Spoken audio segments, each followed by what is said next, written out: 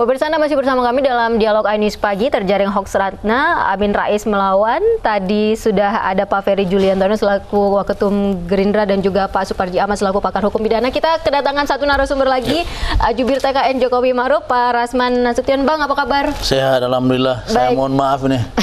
Terjebak kemacetan. Bang, kemarin Pak Amin Rais dalam pernyataannya di depan wartawan sempat menyampaikan akan membeberkan kasus korupsi, kasus hukum yang mengendap lama. Kalau Bang Rasman melihat apa sebenarnya dari rencana yang diungkap oleh Pak Amin Rais ini? Makasih. Saya dengan sohib saya nih, Pak Ferry, abang kita. Jadi begini ya, saya melihat Pak Amin ini kok, dia kan tokoh ya, dia tokoh. Saya kenal beliau. Waktu ada partai Allah, partai setan, dia mau dilaporkan, kita bela beliau kan. Jadi tadi malam itu ada dua pernyataan. Maksud saya satu hari itu sampai dengan malam, itu ada dua pernyataan yang sangat keliru, yang tidak ada sama sekali hubungannya dengan urusan Ratna Sarumpait. Pertama, Pak Syafi'i Ma'arif, Ketua Alumni 212. Beliau mengatakan bahwa kami akan datang hari Rabu untuk mendampingi Bapak Amin Rais. Karena kami tidak mau lagi ada kriminalisasi terhadap ulama. Nah, hubungannya apa dengan Pak Amin dengan urusan hoaxnya Ratna Sarumpait? Ini sama sekali nggak ada urusannya, nggak ada hubungannya gitu. Jadi saya lihat bahwa terlalu banyak manuver yang dilakukan oleh, mohon maaf, dalam tanda kutip, tim pemenangan Prabowo Sandi ini. Ini nggak ada hubungan sama sekali. Semalam saya juga protes di sini dari orang-orang Akta. Saya katakan apa hubungannya? Ini nggak ada urusan ulama, ini tidak ada urusan kaitannya dengan para ijtima ulama dan lain-lain. Satu. Yang kedua, saya mendengar lagi pernyataan dari Pak Amin Rais sambil lari. Nah, ini menurut saya kayak bermain gitu ya. Ini dugaan saya nih. Ada apa ini? Beliau mengatakan bahwa saya akan buka pelan-pelan satu cerita. Oh, bukan cerita ya, fakta bahwa ada kaitannya kasus yang di KPK yang diendap begitu lama. Nah, menurut saya, ini Bapak hukum pidana nih. Tadi malam juga Pak Muzakir. Kalau seseorang mengetahui kejahatan kemudian dibiarkan begitu saja untuk tidak dilaporkan, dia berarti melindungi kejahatan itu. Apakah begini tipe seorang Pak Amin Rais menyimpan sebuah rahasia, kemudian ketika dia tersudutkan akan dipanggil, lalu kemudian dia akan membongkar rahasia? Saya kira ini nggak fair.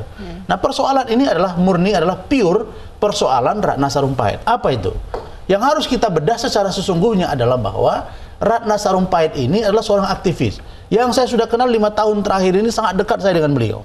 Saya tahu dia orang konsisten, sudah berhidup berapa zaman, umur sudah 70 tahun, sejak Orde Baru sampai dengan sekarang. Tetapi apa yang saya lihat justru menurut saya adalah Ratna Sarumpait itu telah dimanfaatkan, maaf ini, telah dimanfaatkan dalam tanda kutip patut diduga oleh dukungan atau pendukung Prabowo Sandi untuk menggunakan ini secara politik. Makanya mereka sangat bergairah melakukan press conference. Press conference itu misalnya, di situ dikatakan bahwa akan menemui Kapolri, akan berbicara dengan petinggi Polri. Nah, nih, lalu mereka akan mengambil kesimpulan dalam dugaan saya sekali lagi ini, bahwa mereka mencoba mengambil momentum ini, inilah sebuah kejahatan, inilah sebuah potret yang telah dilakukan oleh pemerintahan Jokowi JK pada saat ini, dan di mana Presiden Jokowi juga akan maju sebagai calon presiden. Inilah potret kejahatan-kejahatan yang dilakukan oleh pemerintah. Sehingga momentum ini patut diduga digunakan secara sepihak untuk kebaikan, untuk kepentingan, untuk mendulang suara, untuk supaya rakyat menjadi benci. Maka pasal 14 Undang-Undang Nomor 1 Tahun 46 yang disampaikan oleh Pak Mahfud, pasal 15 juga, itu mengatakan ada keonaran. Iya, ini menimbulkan keonaran. Apa yang disampaikan oleh Ratna Sarumpait dalam lingkungan keluarganya secara pribadi, kemudian didatangi oleh Fadlizon, kemudian dijelaskan begitu saja, dia simpan lagi informasi ini, kemudian didatangi oleh Pak Prabowo dengan Pak Amin, itu juga disimpan informasi dan dijelaskan sedemikian rupa bahwa seolah-olah ini adalah benar. Lalu pada faktanya dengan demikian, wah, mereka lalu berpikir, wah, ini kesempatan baik, tanda kutip, ini presumption of innocence, wah, ini kesempatan baik bagi kami untuk menyerang kubunya, katakanlah TKN Prabowo, dalam hal ini Jokowi Ma'ruf. Apa maksudnya? Karena dengan mereka mendapat momentum ini, maka semakin dapat dukungan kuat dari rakyat dan seolah-olah ada benturan. Saya sebenarnya keberatan dengan cara ijtima ulama ini. Kalau ijtima ulama, saya pembela sampai hari ini saya masih kuasa hukum Habib Rizik. Yang kedua, saya orang yang paling keras kepada Ahok bersuara. Pak Ferry tahu itu. Tapi yang saya katakan bahwa dalam rangka apa PA21 misalnya melakukan ijtima ulama, kemudian mendukung Prabowo Sandi dengan alasan dugaan kriminalisasi. Pertama, kalau fatwa pada waktu itu dikeluarkan kepada Ahok, yang buat fatwa itu siapa? Itu adalah Ma'ruf Amin. Siapa lagi? Pak Zulkarnain. Nah, karena apa? Karena adanya satu pembicaraan kata-kata yang menyakiti umat Islam, dalam tanda kutip menista agama. Ada fatwa yang dikeluarkan yang dikawal fatwa itu.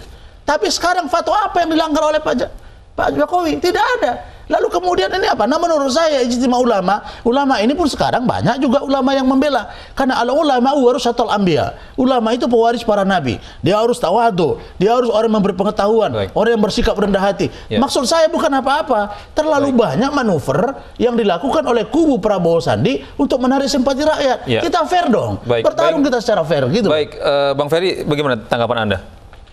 Ya, tanggapan saya seperti yang tadi saya sampaikan. Jadi sebenarnya masalah yang mengenai soal Bu Ratna Sarumpait ini udah ada proses hukumnya. Kami juga sudah ada tim advokasinya, para pihak yang katanya dipanggil 17 orang. Saya juga mau ikut didaftarin kalau perlu. Ada masalah lain yang lebih besar juga. Jadi kalau kasusnya Bu Ratna udah, kalau menurut kami sih sekarang gitu.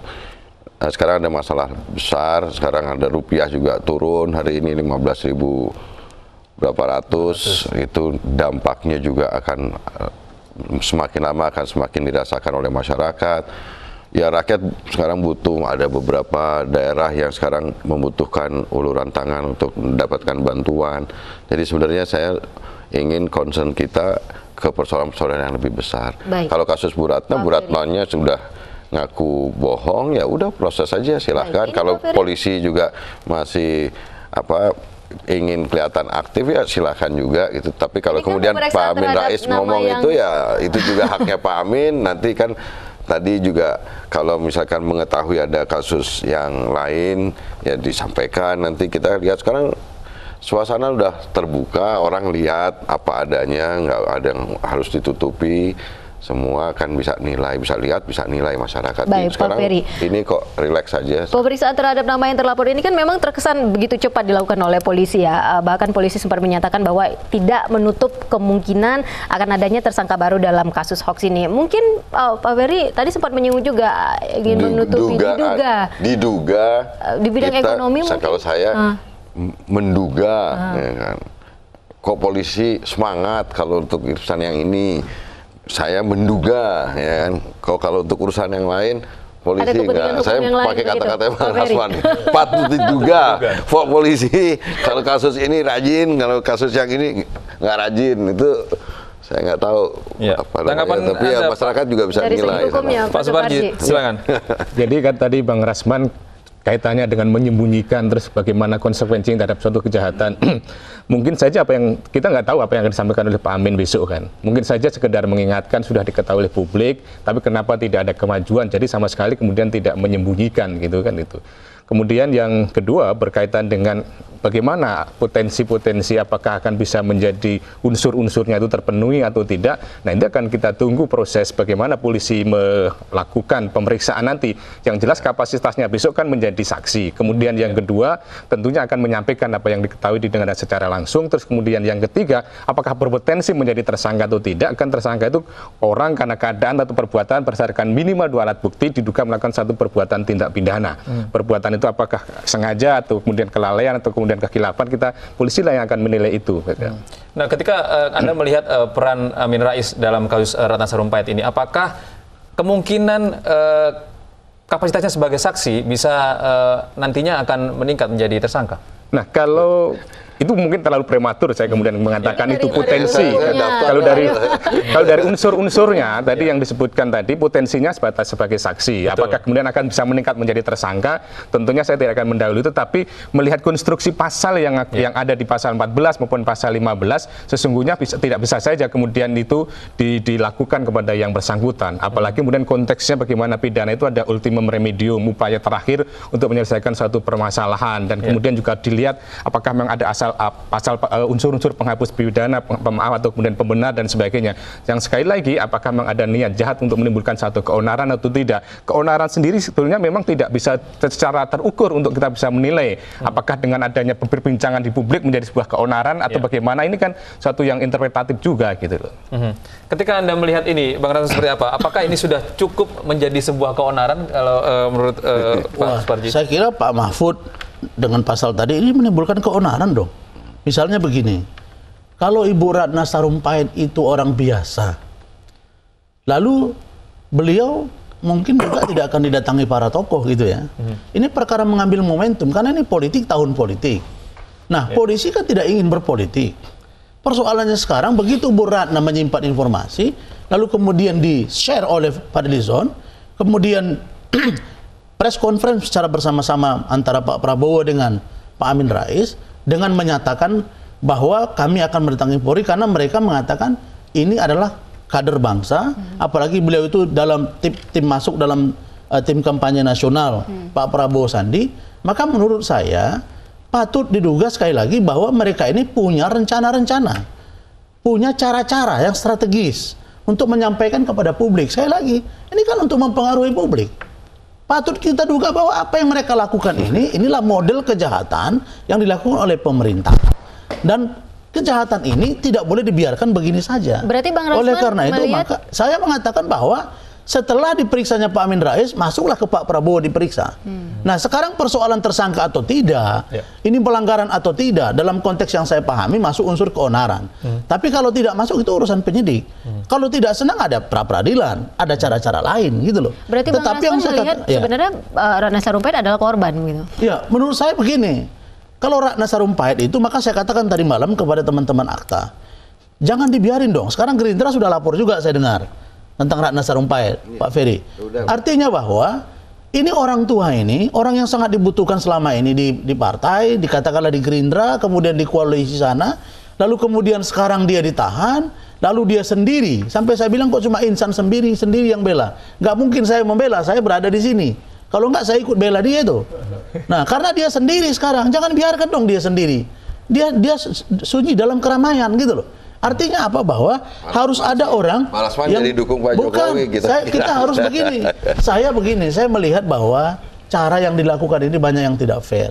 Kenapa misalnya Fadlizon, saya emosi kata dia. Nah, kelihatannya saya merasa dibohongi. Nah, sekarang pertanyaannya, bantulah Bu Ratna. Kenapa Bu Ratna melakukan kata-kata seperti itu? Kenapa dia melakukan hoaks? Ini orang yang sudah luar biasa konsisten masa Orde Baru. Masa SBY juga kami juga pernah sama dituduh makar. Saya ikut dengan beliau, kita gabung, kita bareng-bareng. Pak Ferry juga kemarin kita gabung bareng-bareng. Ini masalah pilihan politik.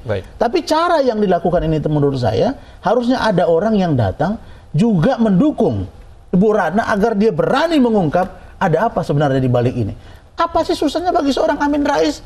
Kalau dipanggil polisi kok sampai datang 500 orang, Pak Ferry? Tadi malam kata si Kris ke saya, mendampingi untuk apa? Emang mau menyerang Polda? Nanti kita akan bahas lagi soal dukungan yang 500 orang, mungkin bisa lebih nantinya. Iya, dan kita juga menunggu 5.000 hari Rabu ini ya begitu. Kita akan menanyakan juga ke Bang Rasman nanti sebenarnya seberapa besar pengaruh terhadap apa yang akan disampaikan oleh Pak Amin Rais pada Rabu nanti. Nanti ya Bang Rasman, usai jeda.